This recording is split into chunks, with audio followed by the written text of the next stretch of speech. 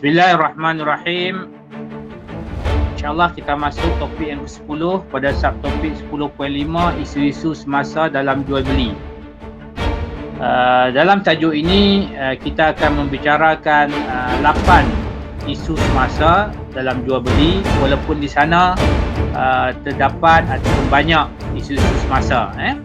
Yang pertamanya, transaksi tanpa lafaz ijab dan qabul. Kita beli sesuatu barang tanpa mengucapkan lafaz ijab dan qabul. Yang kedua, transaksi secara online, jual beli secara online. Yang ketiga, transaksi melalui program internet. Yang keempat, melalui pelaburan internet. Yang kelima, transaksi ataupun membeli emas secara bertangguh, secara hutang, secara bayaran angsuran. Kemudian transaksi online forex, kemudian transaksi mata wang kripto ataupun cryptocurrency. Dan akhir sekali yang ke-8, transaksi MLM ataupun multi level marketing. Jadi insyaAllah kita akan lihat satu persatu. Yang pertamanya adalah transaksi tanpa lafaz ijab dan qabul. Kita ketahui bahawa ijab dan qabul adalah rukun jual beli. Namun realiti semasa jual beli di kedai ataupun pasaraya adalah secara tukar menukar ataupun perbuatan hulur menghulur tanpa melafazkan lafaz ijab dan qabul. Kita bagi duit, penjual masukkan barang dalam plastik dan kita ambil. Perbuatan ini menggunakan kontrak mu'attah, seperti pembeli membuat bayaran di kaunter dan seterusnya mengambil barang belian kita itu tanpa berkata apa-apa. Justru jumhur ulama' dia mengharuskan kontrak mu'attah sebegini. Walaupun begitu, persetujuan dan kerelaan kedua-dua pihak yang berkontrak diperlukan untuk menjadikannya sah, sebab antaradin minhum, tarat ataupun keredaan itu satu syarat yang sangat penting. Keharusan ini bagi memudahkan orang ramai. Lebih-lebih lagi muamalat sebegini diamalkan secara meluas dalam adat kebiasaan masyarakat. Begitu juga dipraktikkan melalui jualan secara online. Kita beli secara maya di internet. Dengan penjual meletakkan barang dan harga, lalu kita menekan butang submit untuk membuat pindahan wang bayaran. Kemudian penjual akan mengirimkannya tanpa penggunaan sebarang percakapan ataupun isyarat. Jadi benda ini diharuskan. Namun pada masa yang sama, kebanyakan ulama' mengharuskannya bagi barangan yang murah sahaja. Seperti sebuku roti, beberapa kilo daging ataupun sepapan telur. Akad ataupun kontrak jual beli tetap diperlukan bagi barang yang mahal. Dan juga mempunyai nilaian yang tinggi. Contohnya apa dia? Contohnya tanah, rumah, atau belian dan seumpamanya. Namun perlu diingatkan, bagi kontrak nikah, ulama' bersepakat bahawa perkahwinan memerlukan lafaz nikah. Tidak sah kontrak perbuatan tukar menukar. Contohnya pengantin lelaki memberi mahar ataupun tukar menukar barangan hantaran. Tidak memadai, sebaliknya perlu berlafaz ijab dan qabul. Itu yang pertama. Yang keduanya, transaksi secara online. Ataupun kita jual beli secara online. Secara zaman sekarang kita panggil e-dagang. Ataupun sebarang perniagaan melalui internet. Dia adalah proses jual beli barang atau mengambil upah melalui internet. Perniagaan ini sebenarnya dia adalah seperti perniagaan konvensional. Macam biasa saja. Cuma berbeza kerana transaksi perniagaan internet berlaku secara maya, online. Hakikatnya ia masih sama kerana berlaku pertukaran barang ataupun berlaku proses al-bai', jual beli. Begitu juga masih berlaku proses memberi dan mengambil upah perkhidmatan. Ini jika melibatkan upah. Ini berlaku apabila ada sesuatu produk atau perkhidmatan yang dijual atau diupah oleh satu pihak ataupun dan kemudiannya dibeli ataupun dibayar upah oleh satu pihak yang lain. Maksudnya di sini sama ada jual beli melibatkan barang ataupun melibatkan perkhidmatan. Biasanya barang yang dijual adalah dalam bentuk produk ataupun dalam bentuk perkhidmatan yang kita sebutkan tadi. Produk pula, biasanya produk internet ni terbagi kepada dua. Satu produk digital dan satu produk fizikal. Produk digital yang dijual macam mana? Biasanya e-book, buku elektronik, web hosting, gambar grafik, audio kuliah, video ceramah, buku, tutorial dan seumpamanya. Ini dipanggil produk digital. Ada pula produk secara fizikal. Contohnya apa? Macam sekarang lah. Kita beli produk kesihatan, kita beli buku, kita beli barangan makanan, CD dan seumpamanya. Ada satu lagi bentuk perniagaan internet iaitu dalam bentuk perkhidmatan. Contohnya perkhidmatan upah membina laman web, meletakkan iklan, mereka bentuk grafik, menterjemah dan seumpamanya. Ini semuanya dipanggil transaksi secara online. Justru apa hukumnya? Secara umum hukumnya adalah harus dan sah transaksinya jika memenuhi syarat-syarat jual beli yang ditetapkan syarak dalam setiap akad jual beli itu. Sebagai contohnya, bila kita beri itu ada semua. Penjual, ada barang, ada bayaran dan seumpamanya. Kemudian setiap rukun pula dia perlu ada syarat-syarat. Contohnya rukun barang. Jadi penjual mestilah memiliki barangan tersebut. Hak milik dia. Barang itu wujud dan boleh diserahkan kepada pembeli. Begitu juga barangan yang dijual itu wajib halal. Kalau barangan berbentuk haram, ada unsur-unsur lucah, ada unsur-unsur judi, still benda itu haram seperti mana jual beli biasa. E-dagang ni dia melibatkan transaksi barangan gaib ataupun tidak nampak pada mata. Namun sifat dan ciri-cirinya dijelaskan dalam laman web jualan. Ini berlaku dan biasanya ini wujud. Sebab itulah jumhur ulama mengharuskannya. Sebab apa? Sebab memenuhi ciri-ciri jualan secara salam. Kita tahu kan baik salam kan? Sebab apa? Sebab bila berlaku jual beli di internet, suatu perkara yang penting bagi penjual adalah dia memberikan maklumat berkaitan barang itu secara lengkap. Sebagai contohnya, apa bentuknya, berapa banyak, apa kualitinya dan seumpamanya. Namun di sana ulama secara umumnya melihat akad yang dilakukan di internet adalah memadai dengan menggunakan butang persetujuan. Kan ada butang submit kan bila kita beli kan. Bila kita submit itu sudah memadai sebagai borang pesanan dalam kontrak jualan secara salam. Jadi satu isu lagi adalah kontrak ini, kontrak jualan secara online ni, jika kita lihat dia dilakukan secara bertulis. Bertulis dengan penjual dan pembeli berinteraksi dalam satu majlis melalui komputer digital dan data dihantar melalui internet. Sebenarnya kontrak bertulis ni boleh ataupun tidak boleh?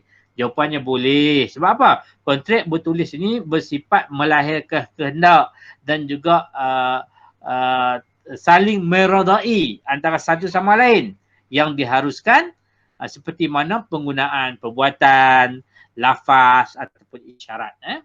Jadi dalam konsep transaksi secara online, e-dagang ini pembeli buat bayaran, kemudian dia buat bayaran tu melalui pembangkit internet ataupun melalui ATM dan seumpamanya, dan barang akan dihantar kemudian seperti mana yang termaktub dalam laman web jualan tersebut. Ini berkaitan transaksi secara online. 2.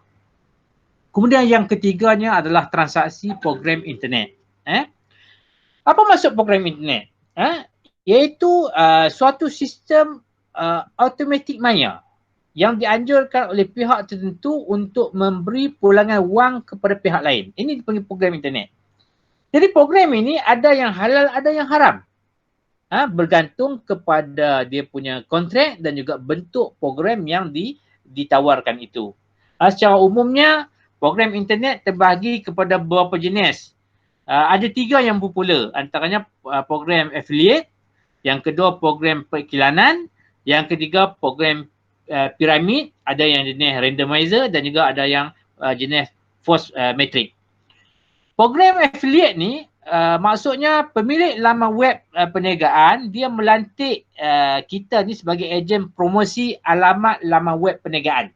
Yang dialah Ini berarti sesiapa yang menyertainya akan diberikan satu ID alamat URL affiliate tu dan dia ni bertanggungjawab untuk mempromosikannya. Jika terdapat pembeli yang klik di URL tersebut, maka pembeli itu akan pergi ke laman web perniagaan dan andai kata dia membeli barangan di laman web perniagaan itu, kita yang tukang bagi promosi URL affiliate ID tadi akan mendapat upah atas apa yang diberikan. Perniagaan ni, affiliate ni memang biasa dan Ustaz pun sendiri secara personal memang terlibat saya ingat hampir 10 tahun terlibat dalam benda affiliate terhadap produk-produk online ini. Namun keharusannya ni tertakluk kepada kandungan dan juga produk laman web yang disertai. Kalau benda tu jual beli benda yang haram, haramlah. Kalau halal, maka halal lah. Kemudian yang kedua adalah program pengiklanan. Program pengiklanan ni maksudnya pihak penganjur iklan ni dia akan memberikan upah kepada peserta yang menyertainya. Malahan mereka turut menyediakan ruang di laman web mereka untuk iklan. Jadi dalam konsep program periklanan ni, penganjur akan menjadi orang tengah yang akan menyalurkan iklan pembeli iklan ke dalam laman web peserta.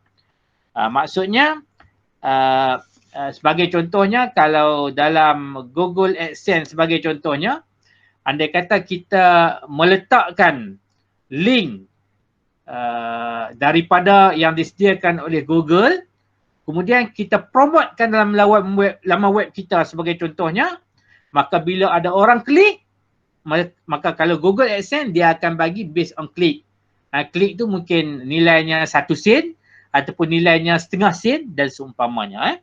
Oleh itu peserta akan dibayar sama ada mengikut bilangan klik ataupun bilangan paparan oleh pelawat laman webnya. Antara contoh program ini yang popular adalah Google AdSense, Nufnang ataupun Text Link Ad. Malahan program ini juga halal seperti mana program affiliate, kecuali terdapat sebab mengharamkannya. Seperti iklan yang disertai mengandungi kandungan yang haram, kandungan lucah ataupun program itu disalahgunakan. Seperti mana kita klik sendiri. Kita sebagai peserta ni, sebagai orang yang mengiklankan, kita sendiri klik iklan tu. Tapi sebenarnya kalau klik, kalau bagi contohnya Google, dia akan trace based on kita punya URL ataupun kita punya IP kita. Kalau kita klik sendiri, kadang-kadang kita kena ban dengan dia. Kemudian program yang ketiga dari bentuk piramid, iaitu program sama ada randomizer, iaitu mesin penjana wang automatik. Iaitu satu sistem berdasarkan laman web yang memberi wang kepada beberapa pihak sebagai bayaran keahlian dan kemudian peserta tersebut perlu mencari ahli baru yang kemudiannya akan melakukan perkara yang sama. Apa maksudnya? Program randomizer ni sebagai contohnya kita masuk jadi ahli mesin penjana wang automatik melalui laman web ini. Katakan kita bayar sebanyak RM30. RM10 tu dia akan bahagikan kepada siapa yang jemput kita. RM10 lagi dia akan bagi kepada tuan punya mesin penjana wang automatik ni, dan RM10 yang ketiga dia akan bagi secara random. Itu dia panggil program randomizer. Random dia akan pilih siapa dia peserta yang akan memiliki duit 1/3 ataupun 30 tadi. Ini contohnya 30, ada setengahnya sampai 300. Jadi kita pula akan cari ahli baru. Bila kita dapat cari ahli baru, peserta tu akan bayar 30 juga. Jadi RM10 yang peserta bayar tu akan menjadi hak milik kita. Jadi perkara ni akan berlaku macam sistem piramid lah. Dan ini secara umumnya ini tidak dibenarkan dan haram. Sebab apa? Sebab dia terlalu bergantung kepada nasib. Sebab apa? Sebab bila pihak yang menerima bayaran tu, dia terbahagi kepada 3 kan. Satu, pemilik laman web, penganjur. Satu lagi, ahli yang memperkenalkan peserta. Kemudian yang ketiganya, mana-mana ahli yang dipilih secara rawa oleh sistem randomizer tadi. Jadi dia ini seolah-olah yang pertamanya hanya bertujuan mengkayakan penganjur. Satu. Yang kedua, dia seolah-olah menjadi peserta ni bergantung kepada nasib dari segi giliran randomism tu. Kalau dapat kat kita, dapatlah. Kalau tak dapat, tak dapat. Ini semuanya program yang tidak dibenarkan. Ini benar haram, tak boleh. Tapi Ustaz tengok, ingat zaman ni, zaman 10 tahun lepas, berlaku dalam masyarakat sebab dulu orang terlibat dengan duit program randomizer secara wang pos. Tapi bila ada internet, ada orang cipta mesin penjana wang automatik, sistem ni. Lalu ramai yang sertai. Dan Ustaz, dalam kajian Ustaz tengok setengah masyarakat ni dia ada produk. Dia letakkan produk, tapi produk itu sebenarnya hanyalah tempelan sahaja untuk menjadikan program randomizer dia orang ni sebagai program yang mempunyai produk. Satu lagi program piramid force matrix. Dia lebih kurang macam randomizer juga. Tapi force matrix ni dia punya sistem piramidnya dia adalah secara automatik dan mempunyai level-level tertentu. Tadi randomizer sistem pilih. Siapa dapat duit yang dibayar oleh peserta yang baru tu dapatlah. Tapi ini dia mempunyai level tertentu yang menghendaki peserta membayar sejumlah wang sebagai bayaran keahlian. Kemudian bayaran itu akan diagihkan oleh penganjur kepada setiap level orang yang memperkenalkan peserta tersebut. Jadi contohnya kita bayar RM30, tapi sistem ni setakat Ustaz tahu memang tak main lah RM30 ni. Dia main ratus-ratus. Kita beri contoh RM30. Jadi bila kita bayar RM30 tu, RM10 yang pertama dia akan pergi ke ranking yang pertama, level pertama. RM10 kedua akan pergi kepada ranking kedua. Maksudnya upline kepada downline di bawah. Kemudian yang RM10 yang ketiga tu akan pergi ke upline yang atas lagi. Jadi dia sistem dipanggil force matrix piramid. Jadi bila bayaran ini diagihkan oleh penganjur kepada setiap level itu based on orang yang memperkenalkan peserta tersebut, seterusnya peserta baru itu pula dia kena cari beberapa orang pula untuk mengisi level-level piramid di bawahnya. Macam sistem MLM lah. Tapi MLM ni dia bayar duit. Tak main produk-produk. Tapi kadang-kadang ada produk itu hanyalah tempelan sahaja. Jadi program ini seiras dengan skim cepat kaya yang diharamkan. Kenapa? Kerana terlalu bergantung kepada nasib semata-mata. Malahan orang yang berada di level yang teratas akan terus kaya. Akan terus kaya, dia hanya goyang kaki dapat duit. Ini antara transaksi program internet. Kemudian yang ketiganya adalah pelaburan internet. Dia ada beza sikit ya. Secara umum pelaburan internet merupakan skim cepat kaya ala baru. Modus operandinya mudah, letak duit secara online, goyang kaki, lepas tu duit akan membesar dengan segera dan beranak pinak dalam akaun bank peserta. Ini banyaklah force matrix tadi juga antara salah satu daripada bentuk ini. Pelaburan ini adalah haram kerana berbentuk perjudian dan dia lebih mengharapkan kepada nasib untuk mencari rezeki, untuk mendapatkan keuntungan. Hanya goyang kaki tanpa ada sebarang usaha. Ini bertentangan dengan konsep pelaburan dalam Islam yang bersifat untung dan juga rugi. Biasanya pelaburan internet ni dia tidak ada nama pemilik, tak ada alamat, tak ada alamat yang kalau ada alamat pun tipu saja. Dia tidak ada lesen, tidak berdaftar dengan bank negara, tidak berdaftar dengan kerajaan. Tapi dia berani ambil deposit daripada orang ramai secara haram.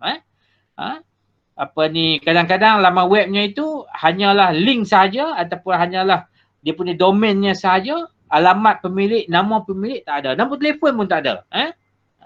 Jadi orang yang nak masuk ni, dia nak kaya ni, dia mungkin dia akan menerima bayaran pertama dalam akaunnya. Tapi dia masuk banyak. Kadang-kadang dia masuk 10,000. Memang dia akan bagi keuntungan. Dia kata masuk 10,000, bulan pertama dapat 500. Memang akan dapat 500. Bulan kedua akan dapat 600. Memang dapat 600. Datang bulan ketiga, ahlan wa sahlan, siru ala berkatillah, papa ke dana. Sebab apa? Bayaran seterusnya tidak akan diberikan. Malahan lebih malang apa yang berlaku sekarang ni, laman web itu akan ditutup dan tidak akan beroperasi. Ini kalau kamu semua pernah dengar skim Pak Mantelo, ini skim Pak Mantelo laman moden menggunakan laman web. Kalau masa tu habis pakat tepuk dahi. Tak tahu nak mengadu kepada siapa. Laman web tutup, alamat pejabat kita tak tahu. Penganjur pun tak kenal. Nombor telefon tak ada. Sebab itulah kalau kita melihat dalam sejarah Majlis Fatwa Kebangsaan sudah ada banyak fatwa, antaranya fatwa berkaitan satu pelaburan internet yang dulu yang sangat terkenal, Swiss Cash, haram, sebab dia berbentuk goyang kaki, duit akan masuk. Justru haram menyertai apa-apa bentuk pelaburan internet yang beroperasi secara pelaburan seperti itu. Namun kita kena ingat, tidak semua pelaburan internet ni haram. Ada juga yang halal, yang mempunyai lesen dan memenuhi piawai syariah oleh Suruhanjaya Security dan juga Bank Negara. Malahan kalau kita lihat banyak institusi kewangan secara sah menyediakan kemudahan pelaburan melalui laman web masing-masing. Maksudnya kita melabur kepada dia dan dia selaku atas guna kontrak lah. Kerana biasanya guna kontrak murabahah ataupun kontrak mudarabah dan seumpamanya. Justru kita ni sebenarnya ada hak untuk memilih pelaburan yang halal. Dan untuk bagi dalam pelaburan internet ni, kita selaku umat Islam ni perlulah melakukan simakan terhadap kesahihan pihak penganjur. Sama ada dia ni ada lesen ataupun tidak ada. Bagi orang awam, kena tanyalah kepada mereka yang pakar, kepada mereka yang mempunyai autoriti macam Bank Negara, Suruhanjaya Security. Malahan Suruhanjaya Security melalui laman webnya sc.com.my, dia menyenaraikan pelaburan-pelaburan internet yang tidak dibenarkan. Setiap kali akan update. Sekarang ni dah saya ingat dah beratus-ratus pelaburan internet yang pernah muncul di internet Malaysia ni yang kebanyakannya adalah tipu dan ramai yang telah dizalimi dan terkena dengan skim-skim ini. Kemudian yang kelima, transaksi emas secara bertangguh. Kita ketahui wang kertas dan juga emas adalah barangan ribawi yang mempunyai ilat yang sama ataupun sebab pengharaman yang sama, iaitu as-samaniyah, harga ataupun mata wang. Oleh itu emas hendaklah wujud secara fizikal, sementara transaksi dan jual belinya disyaratkan takhabud, iaitu serah terima harga dan juga barang secara on the spot dalam satu majlis. Justru pembeli hendaklah membayar secara tunai dan emas diserahkan serta-merta tanpa penangguhan. Bayaran secara hutang, ansuran ataupun serahan emas melalui pos adalah dilarang kerana melibatkan riba an-nasi'ah. Begitu juga jual beli emas secara online di internet yang melibatkan lock price, harga oleh pembeli, kerana harga emas sentiasa berubah setiap minit. Secara umum, tidak sah pembeli membuat bayaran dahulu melalui pemakaian internet dan menerima emas melalui pos atau diserahkan kemudian setelah beberapa hari melalui ejen ataupun mengambilnya di syarikat. Namun, perkara ini iaitu jual beli emas secara online ni ataupun pos ini boleh dibaiki dan boleh dimurnikan melalui beberapa kaedah. Antaranya melalui kontrak wakalah ataupun ejen ataupun melalui wadiah ataupun simpanan. Dari aspek lock price, bukanlah sebagai, boleh dijadikan sebagai bukan harga sebenar jualan, tetapi hanyalah sebagai wa'ad ataupun janji ataupun hasrat sebelah pihak, iaitu pembeli bagi membeli emas tersebut sebagai harga tempahan yang kemungkinan dipersetujui. Oleh itu, bila pembeli buat lock price, pembeli boleh menarik balik hasrat mereka untuk membeli dengan harga tersebut.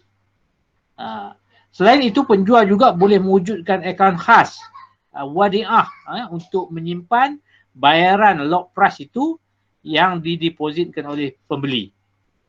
Akaun simpanan tersebut bukanlah based on harga jualan, sebaliknya hanyalah harga komitmen ataupun wa'ad sebelah pihak daripada pembeli, di mana harga itu penjual diamanahkan untuk menjaganya dalam akaun tersebut.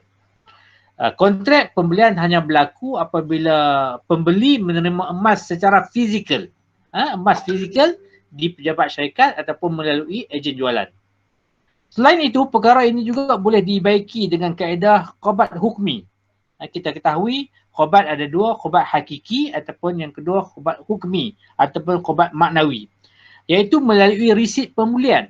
Risit pemulihan itu dianggap sebagai bukti emas tersebut dimiliki ataupun telah dikhobat oleh pembeli, yang pembeli ini secara langsungnya mempunyai kuasa tasarruf untuk berurus niaga. Justru pembeli setelah membuat bayaran berkuasa penuh serta berhak menjualkan ataupun memberikan emas itu kepada sesiapa saja. Penjual ketika itu hanyalah dia amanahkan untuk menyimpan emas tersebut sebelum dipos atau dihantar kepada pembeli. Selain itu, transaksi emas juga disyaratkan wujud emas itu secara fizikal dan dimiliki sepenuhnya oleh penjual. Oleh itu, produk yang wujud hari ini antaranya akaun pelaburan emas adalah harus jika emas yang dibeli wujud secara fizikal. Penjual melalui akaun ini hanyalah diamanahkan untuk menyimpan emas sahaja, sementara pembeli pula berkuasa untuk mengambil emas itu, emas fizikal itu pada bila-bila masa dan bebas untuk menjualkannya kepada sesiapa sahaja. Namun Ustaz perlu sebutkan di sini, bagi emas hiasan ataupun kita panggil barangan kemas, sekarang ni 916, iaitu yang mempunyai padanan antara emas dengan logam lain sedikit, maksudnya bukan 999, 916, terdapat pandangan minoriti yang menyebutkan barangan kemas bukannya emas, sebaliknya adalah barangan komoditi. Dia bukan barangan emas tulen 999. Oleh itu, barangan kemas daripada emas dengan campuran unsur logam lain adalah komoditi biasa yang boleh dijual beli secara tangguh, hutang ataupun bayaran ansuran. Walaupun begitu, menurut pandangan Ustaz bersetuju dengan majoriti ulama yang berpandangan hukum emas hiasan, barangan kemas adalah sama seperti hukum emas tulen. Sebab kita pun panggil emas, kita tak panggil dengan nama yang lain. Maksudnya kita beli cincin, beli subang, maksudnya kita beli cincin subang emas. Okey, itu yang kelima. Yang keenamnya adalah transaksi online, forex. Apa maksud forex? Forex adalah singkatan daripada foreign exchange yang bermaksud perdagangan mata wang asing. Kadang-kadang orang menggunakan istilah forex trading. Perdagangan mata wang asing ini dia berbeza dengan pertukaran mata wang ataupun kita panggil foreign currency exchange ataupun money exchange. Iaitu kita menukarkan mata wang yang berlainan. Contohnya ringgit tukar dengan mata wang dolar. Jadi money exchange ini adalah harus jika dia memenuhi syarat bai'us saraf. Antaranya syarat yang penting adalah taqabud, iaitu perlu diserah terima kedua-dua mata wang tadi secara on the spot, segera, tanpa apa-apa tangguh dalam majlis akad. Walaupun begitu, berkaitan dengan forex ataupun perdagangan pertukaran mata wang asing oleh individu secara lani, maksudnya secara spot juga melalui atas talian ataupun platform elektronik online ini, dia sudah ada fatwa daripada Majlis Fatwa Kebangsaan yang mengharamkannya, iaitu Muzakarah Jawatankuasa pada 13 hingga 15 Februari 2012, kerana perkara ini bercanggah dengan syarak serta tidak sah dari sisi undang-undang negara. Sekarang ni ramai orang yang main forex ini, forex secara online ini. Menurut Majlis Fatwa, perdagangan forex tersebut yang kita lakukan secara atas talian ni, dia melibatkan item ribawi iaitu mata wang, dan dari sudut fiqhiyah dia tertakluk di bawah hukum bai' usraf yang perlu dipatuhi syarat-syaratnya, syarat-syarat umum jual beli dan juga syarat-syarat khusus bagi bai' usraf. Antaranya adalah dalam hadis az-zahabu bi-zahab itu, di hujung tu disebut apa? Yadan bi yadin, mislan bi mislin. Maksudnya kalau mata wang yang sama, mislan bi mislin. RM10 tukar dengan RM10. Tak boleh lebih. Kemudian kalau syarat kedua adalah takhabut. Mata wang asing yang berbeza sebagai contohnya. RM tukar dengan dolar. Dia mesti ada syarat yang penting, syarat penting iaitu takhabut ataupun khobat on the spot yang kita sebutkan tadi. Mesti diterima secara lani. Selain itu, operasi perdagangan pertukaran mata wang asing ni, forex ni juga, dia hendaklah bebas daripada riba, daripada judi, gharar, kezaliman dan seumpamanya yang wujud dalam transaksi yang diharamkan dalam Islam. Kajian Majlis Fatwa mendapati perdagangan forex secara atas talian ni dia mengandungi unsur-unsur riba, sebab itu diharamkan. Antaranya melalui pengenaan rollover interest. Interest ataupun bunga ni berkaitan dengan rollover ataupun swap adalah cas yang dikenakan oleh broker forex ni jika trading kita itu dibuka selepas hari trading. Maksudnya kita buka ni lebih daripada hari trading. Biasanya trading ni dia tutup pukul 5 petang. Maksudnya kita masih lagi buka, masa itu dia akan mengenakan cas. Cas itu adalah interest yang dipanggil rollover interest. Dalam kalau kamu tahu dalam kasino kan, kasino juga ada istilah rollover ataupun dipanggil turnover, tapi dia agak berbeza dengan istilah dalam forex. Begitu juga syarat jual beli dalam pemberian hutang melalui leverage. Ini sebenarnya diharamkan dalam Islam. Leverage ni adalah nisbah peningkatan keupayaan untuk trading. Contohnya, kalau kita hanya ada 1,000 saja, broker dia boleh bagi leverage. Maksudnya satu nisbah 100. Maksudnya kita ada RM1,000, kita boleh buat trading forex ni dengan angka 100,000. Walaupun kita ada 1,000. Sebab apa? Dia bagi leverage satu nisbah 100. Contohnya lah, kalau kita nak beli forex satu lot, dalam katakan satu lot ni ada 100 unit bernilai 100,000. Jadi 100,000 ni kita tak perlu masuk forex dengan 100,000. Hanya memadai dengan 1,000 saja sebab kita dibeli leverage. Leverage inilah yang berbentuk hutang. Begitu juga di aspek khobat hukmi. Walaupun di sini dia seolah-olah nampak dah khobat. Maksudnya kita dapat duit tu secara khobat hukmi tapi dia tak jelas. Dia wujudnya gharar. Begitu juga berlakunya penjualan mata wang yang tiada dalam pegangan, spekulasi. Ini semua menyebabkan Majlis Fatwa Kebangsaan telah mengharamkan forex yang dilakukan secara online. Walaupun begitu, keputusan Majlis Fatwa ini tidak terpakai ke atas urus niaga pertukaran mata wang asing ataupun money exchange yang menerusi kaunter di penguruk mata wang Malaysia lah, ataupun money exchange yang kita selalu tukar duit itulah. Urus niaga pertukaran mata wang asing ini sama ada dikenalikan oleh institusi kewangan dan seumpamanya yang mereka ini dilesenkan di bawah undang-undang Malaysia. Sebab apa? Sebab bila kita bawa duit itu, kita nak tukar dengan rial, kita akan dapat rial itu on the spot, kita bagi duit RM kepada dia juga on the spot dalam satu majlis. Itu berkaitan transaksi online forex.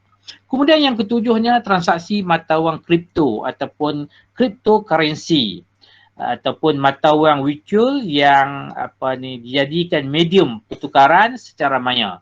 Sebagai contohnya, antara cryptocurrency adalah Bitcoin, Ethereum, Litecoin dan seumpamanya, yang mata wang ini tidak mempunyai nilai intrinsik dan berbentuk fizikal seperti emas. Sebaliknya hanya wujud dalam rangkaian internet dan ditawarkan secara maya.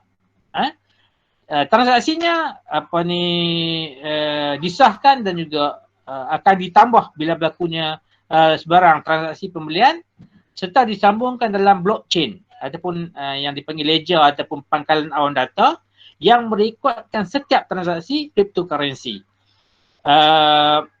Dari segi hukum, terdapat dua pandangan berkaitan mata wang kripto ini. Pandangan pertama menyatakan cryptocurrency ini sebagai contohnya Bitcoin adalah harta yang mempunyai nilai mata wang ataupun harga yang dipanggil samania.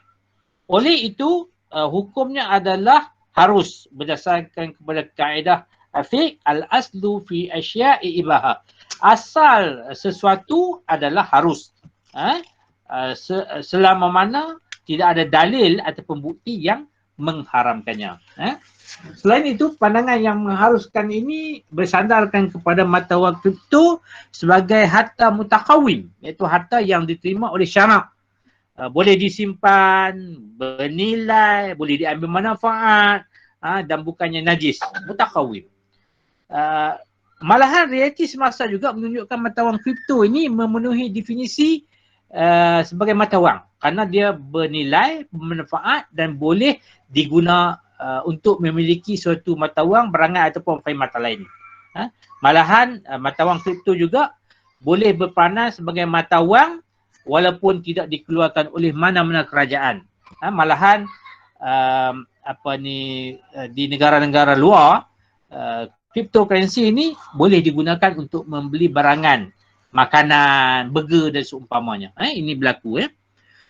Itu pandangan yang pertama. Pandangan kedua pula mengharamkan mata wang kripto atas faktor-faktor negatif yang banyak sangat berkumpul dalam transaksi cryptocurrency. Antaranya apa dia? Antaranya sumber pengeluarannya tidak diketahui sebab dia ini disambungkan kepada blockchain dan blockchain inilah yang merekodkan siapa dia punya pemunyanya. Sumber pengeluarannya tidak ada. Dia akan berpindah begitu. Begitu juga masa depan transaksinya samar. Tak tahu, gharar. Begitu juga tiada pihak pengeluar ataupun pihak yang boleh memberi jaminan dari aspek mata wang. Sebab itu banyak berlaku spekulasi dan tiada kestabilan pada harga. Kalau kita tengok harga Bitcoin dalam sejarahnya dah mencapai 75,000 bagi satu Bitcoin pada penghujung 2017. Tapi pada Januari 2018 dia jatuh sehingga mencapai lebih kurang dalam 25 ke 30,000 saja bagi satu Bitcoin. Maksudnya dia tidak stabil. Sedangkan kalau kita belajar dari segi currency, mata wang, dia mesti stabil. Dia tidak boleh naik terlalu tinggi dan tidak boleh jatuh terlalu tinggi harganya. Tapi Bitcoin ni contoh Bitcoin yang Ustaz sebutkan tadi, dia berlaku ketidakstabilan pada harga. Begitu juga Bitcoin ni boleh digunakan untuk aktiviti haram. Malahan bagi pandangan kedua ni dia menganggap Bitcoin ini ataupun cryptocurrency ini dia bukan harta yang mutakawim yang sah di syarak. Begitu juga pengharaman cryptocurrency ini atas faktor-faktor lain, antaranya syubhah, faktor kesamaran, bertentangan dengan transaksi syariah biasa. Malahan pengharaman mata wang kripto ini dia juga atas faktor sazul zari'ah, iaitu satu konsep qawaid fiqh untuk menghalang kita ni terlibat daripada sesuatu transaksi yang haram. Maksudnya dia penghalang, saddu zari'ah. Malahan bagi Bitcoin sendiri, salah satu cryptocurrency yang terkenal, pada awal 2019 sudah ada fatwa yang mengharamkannya. Fatwa ini daripada Turki, Palestin dan juga fatwa Mesir. Cuma di Malaysia ini so far tidak ada fatwa lagi lah berkaitan tentang cryptocurrency. Malahan ketiga fatwa itu melarang umat Islam terlibat dengan transaksi Bitcoin. Begitu juga larangan ini atas faktor transaksi cryptocurrency ataupun Bitcoin, dia mengandungi unsur-unsur yang haram seperti gharar, jahalah, penggunaan dalam aktiviti seperti pengubahan wang haram. Begitu juga aktiviti tanpa pengawalan central bank ataupun bank pusat. Ini semuanya antara faktor-faktor yang menyebabkan ulama-ulama khususnya fatwa-fatwa yang mengharamkan transaksi mata wang kripto. Itu yang ketujuh. Yang terakhirnya transaksi multi-level marketing, MLM, iaitu salah satu kaedah ataupun cara untuk menjual barangan ataupun perkhidmatan secara langsung kepada pelanggan melalui jaringan pengedar-pengedar yang berbentuk ada level, ada tingkatan yang biasanya kita kenali sebagai istilah upline, tingkat atas, ataupun downline, tingkat bawah ataupun level bawah. Melalui pemasaran ini, syarikat biasanya melantik pengedar ataupun individu sebagai ahli untuk mengedarkan barangan syarikat mereka. Ahli ataupun pengedar kemudian akan membentuk rangkaian jualan dengan melantik serta merekrut downline yang lain. Proses ini akan berterusan hingga beberapa tingkat ejen pemasaran dan pengedar serta ahli apabila berjaya menjual mengikut tahap-tahap tertentu akan mendapat komisen, bonus, intensif daripada jualan peribadi ataupun jualan berkelompok ataupun jualan rangkaiannya.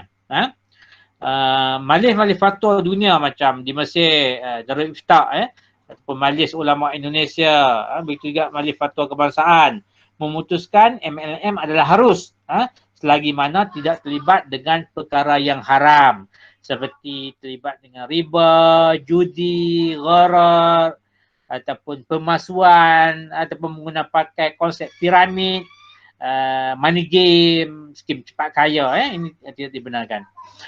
Produk syarikat MLM mestilah halal, baik menurut syariat Islam dan bukannya suatu perkara yang diharamkan ataupun memberi mudarat kepada manusia ataupun terdedah kepada perkara-perkara syubhah. Harga produk MLM pula janganlah keterlaluan tinggi hingga tidak sepadan dengan kualiti harga ataupun manfaat yang diperolehi berbanding dengan harga produk yang sama di pasaran. Contohnya kopi biasa dijual harga sampai RM50 satu bungkus kecil, sedangkan orang beli satu bungkus ni 50 sen saja. Kecuali lah kalau kopi luwak ke kopi yang mahal-mahal itu lain cerita. Kemudian yuran keahlian syarikat MLM pula hendaklah menjadi bayaran pengurusan ataupun bayaran kepada informasi serta agenda yang disediakan oleh syarikat dan bukannya bertujuan untuk mengaut keuntungan daripada yuran itu. Ataupun yuran itu adalah suatu perniagaan. Kalau yuran dianggap sebagai satu perniagaan, maksudnya daripada yuran itu akan bayar intensif atau komisen ataupun bayaran kepada pihak lain macam yang berlaku dalam skim piramid, itu sebenarnya tidak dibenarkan dalam Islam.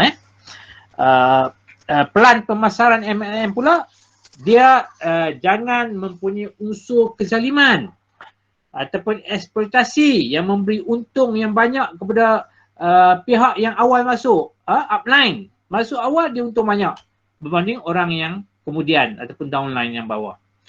Bonus dan komisen bukanlah datang daripada yuran penyertaan ahli secara berkepala, macam money game ataupun skim cepat kaya, tetapi adalah daripada keuntungan dan nilai jualan yang telah dibuat oleh ahli ataupun rangkaian kumpulan pengedarannya. dan dia punya bonus dan promotion dan keuntungan mestilah dibahagi mengikut nisbah keuntungan pengedar dan kepada upline-nya seperti yang ditetapkan semasa kontrak. Pembahagian pula di antara downline dengan upline ni hendaklah menggambarkan usaha para pengedar masing-masing dalam mengedarkan produk dan memperkenalkan syarikat kepada ahli baru hingga tidak wujud sebarang konsep upline orang level atas ni goyang kaki dan mendapat untung secara atas talian saja. Jadi saya rasa itu sahaja 8 yang kita bincangkan berkaitan isu-isu tentang transaksi jual beli. Mudah-mudahan ada manfaatnya. Sekali lagi dulu aku qauli hadza wa astaghfirullah li wa lakum. Assalamualaikum warahmatullahi wabarakatuh.